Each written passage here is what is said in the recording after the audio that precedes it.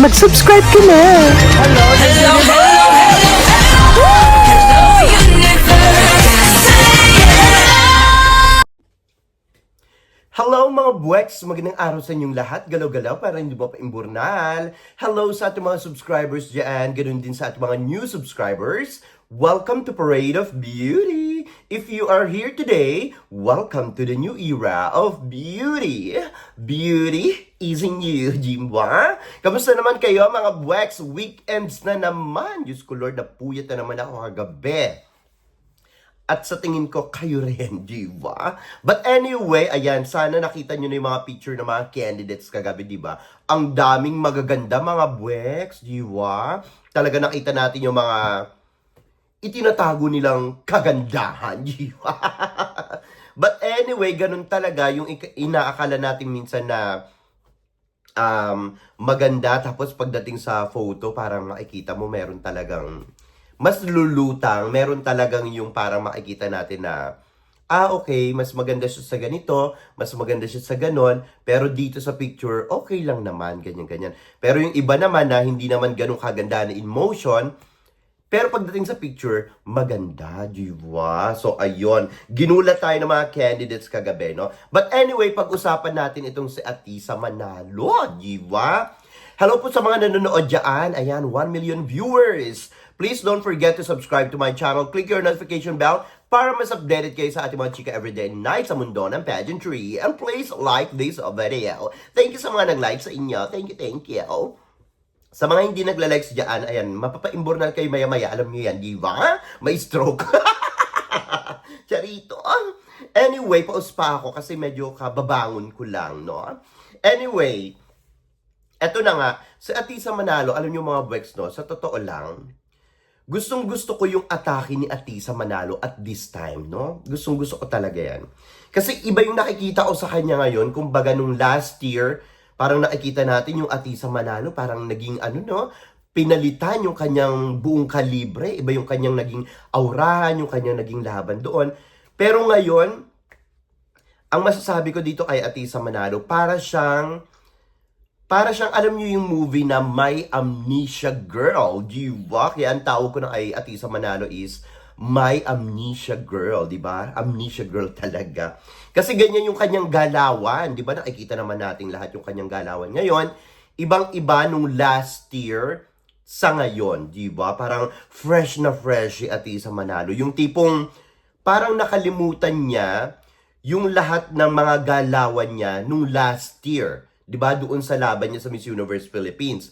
Na laban siya doon at parang arrogante yung dating niya, no? Parang arrogante yung dating niya. At halos yung tipong hindi mo siya maabot, 'di ba? Parang ganun yung dating ni Atisa Manalo dati. Pero ngayon, 'di ba? Ibang-iba siya ngayon, iba yung pinapakita niya. Hindi siya mukhang intimidating, 'di ba? Parang masasabi mo, oh, si Atisa ngayon parang ang bilis niyang maabot, parang ang sarap niyang yakapin. Alam mo yon, parang walang angas, walang yabang, di ba? So, hindi intimidating talaga, ika nga, di ba? So, ngayon, to be honest, I can see that she is trying her best, her very best, no? Na mas mapalapit sa masa. Parang si MMD. Parang si Michelle Marquez din, nung lumaban siya ng Miss Universe Philippines 2022, kung hindi ako nagkakamali, yung taon na yon, di ba, parang okay, malakas sa MMD, pero hindi mo maramdaman yung pagiging makamasa. Di ba? Kaya walang masyadong, kumbaga nagtitrending siya, pero walang masyadong, walang masyadong kapit sa masa. Ganun din sa Miss World, nung taon na lumaban siya, di ba? Sa Miss World Philippines, at saka sa Miss World competition. But anyway, nagbago sa MMD noong 2023, di ba? Talagang bumaba si MMD at yun ang maganda. Yan ang nakikita ko kay Atisa Manalo ngayon. Nakikita ko yan sa kanyang mga galawan, sa kanyang laban ngayon, di ba? Nakakatuwa lang itong si Atisa Manalo. I can see that she is trying her best, or let's say her very best, na yun nga, yung mapapalapit sa masa, and that was a really like, no? Na parang, syempre, kailangan malapit ka talaga sa masa kasi ang mga Pinoy, pag makamasa ka, di ba, talagang ini-embrace ka nila, di ba? I like that. Kumbaga natuto na siya from the past, no? I don't know kung same team yung may hawak sa kanya, but anyway, same team man o hindi, kudos sa team ni Atisa Manalo. Ang galing-galing nila, no? Kumbaga, yung ganyang galawan niya, that is something very, very queenly talaga. Oo, yung ganyang galawan, no? She knows her fight now, obviously. Nakakatuwa yan. Very calm, very glowing. Nakikita ko yung glowing sa kanya. She's so beautiful. Grabe, wala ka masabi. Napaka-fresh niya. Na parang newbie ang datingan, di ba? At nakikita ko dito kay Atisa Manalo na ninanamnam niya talaga every minute dito sa kanyang laban sa Miss Universe Philippines 2025. But still, yung mga ganyang simpleng ngiti, no? Yung mga ganyang simpleng galawan, simpleng ngiti, ay mga buweks. Sinasabi ko sa inyo, sabi nga nila sa inuman, di ba? Sabi nila Kung Fu, di ba?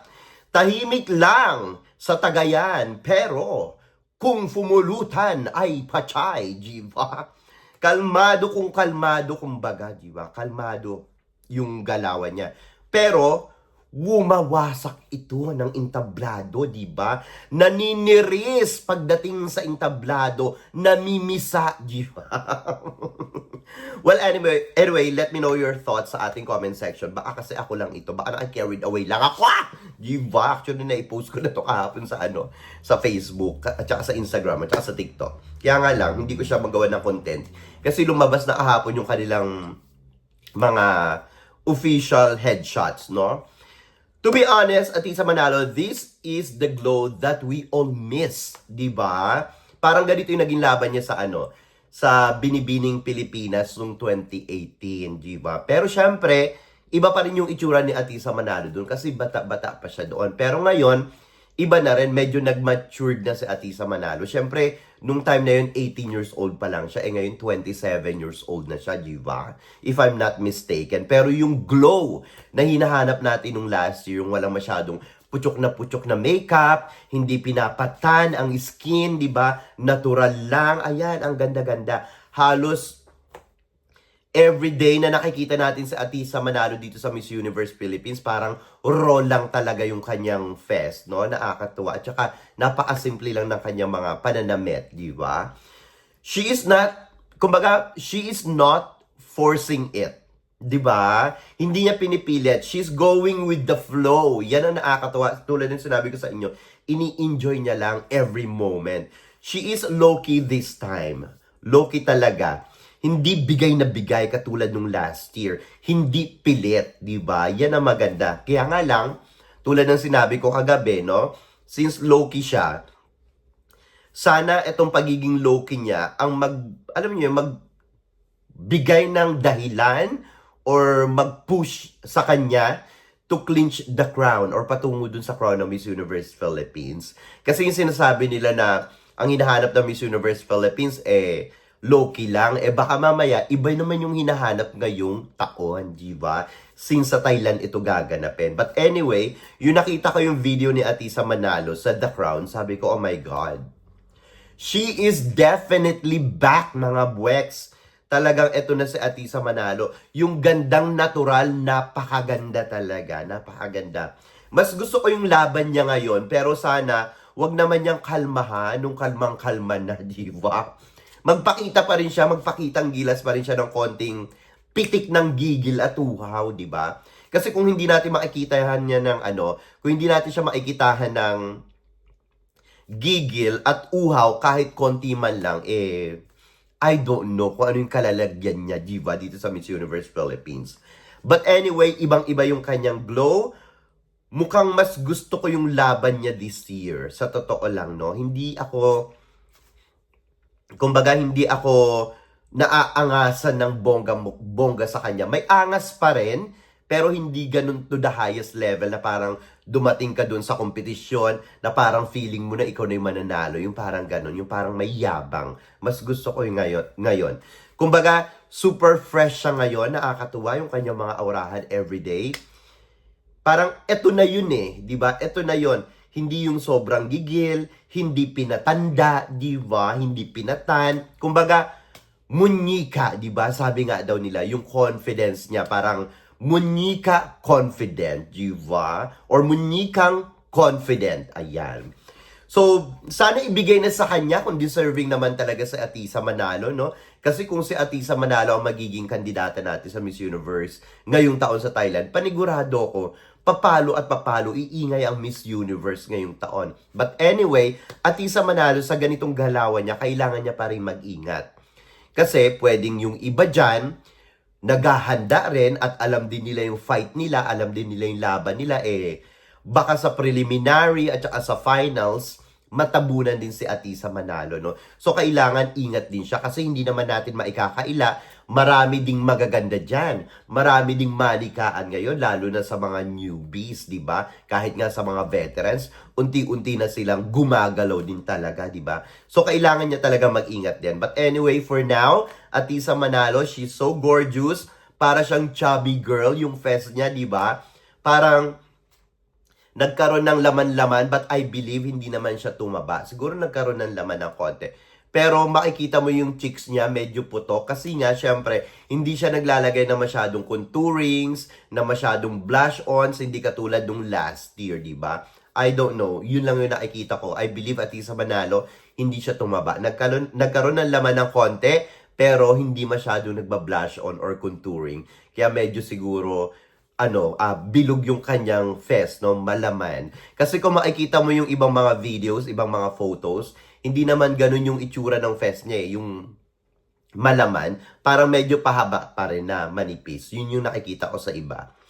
So, ayun, she is in her element. Yan ang nakikita ko kay Atisa Manalo, yung talagang yung identity niya, no? Hindi yung parang binago. Kasi nung last year, makikita mo na binago di ba? May binago. Pero ngayon, ito ang identity ni Atisa Manalo, yung element niya. Nandyan siya talaga ngayon. Maganda yung ipinapakita niya. So, masasabi ko, ayan, sige, ganyan nga. Ilaban mo lang yan. Ituloy mo lang yan. Huwag ka makikinig sa mga taong nakapaligid sa'yo na puro paimburnal ang mga sinasabi, puro mga negatibo na kesyo. Ganito, ganyan, ganyan, ganyan. Yung sabi ni ganito, ganyan. Huwag ka makikinig sa kanila. Pakinggan mo yung sarili mo, di ba? At maganda yan. Natututo ka. Natututo ka sa mga sarili mong pamamaraan, di ba? Mas maganda yung ganun kaysa makinig ka sa mga demonyo, no, na nasa paligid mo, di ba? Anyway, ayun. Kung gusto mo ng resibo, maghanap ka na lang ng mga resibo.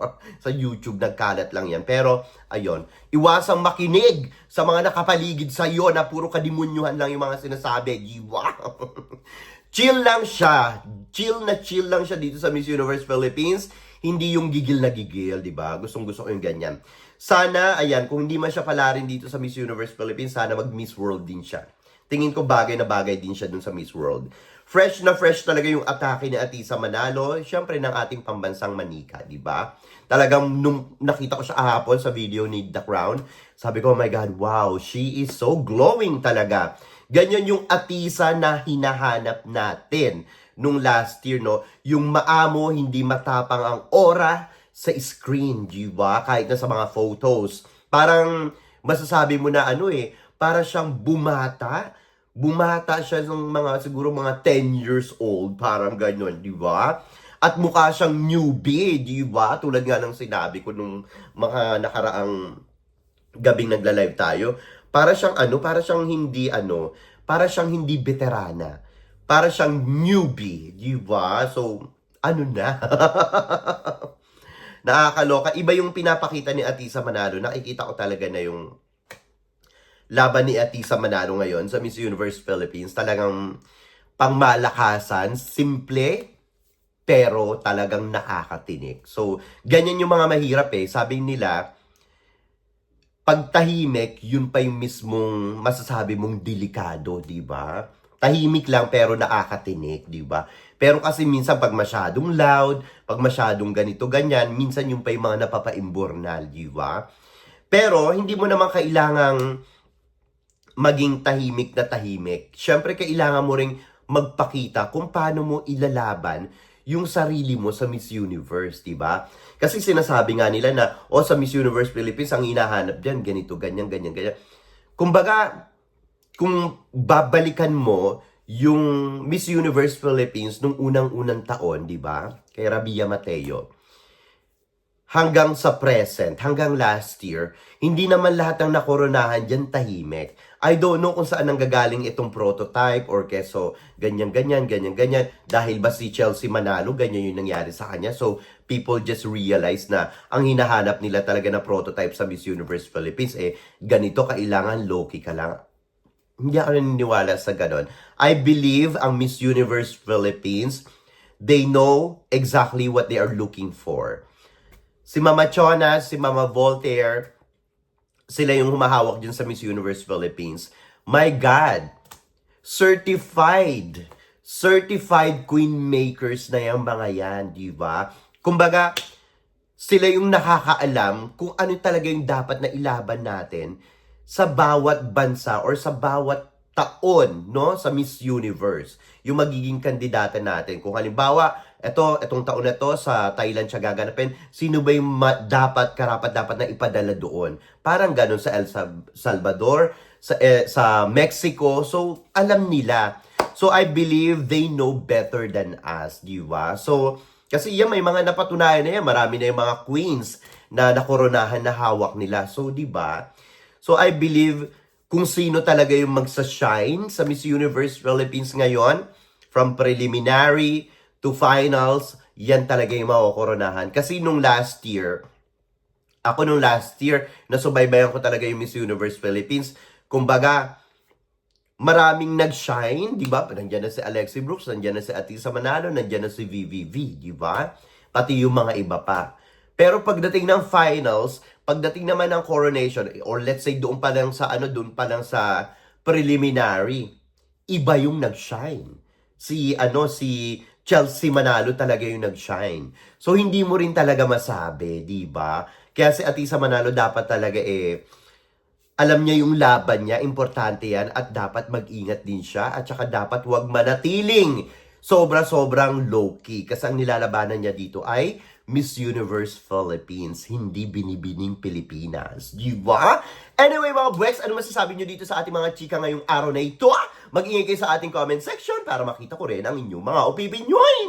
Hanggang sa susunod natin mga chika-chikahan. Bye for now, mga buweks, and I love you all. Bye! See ya!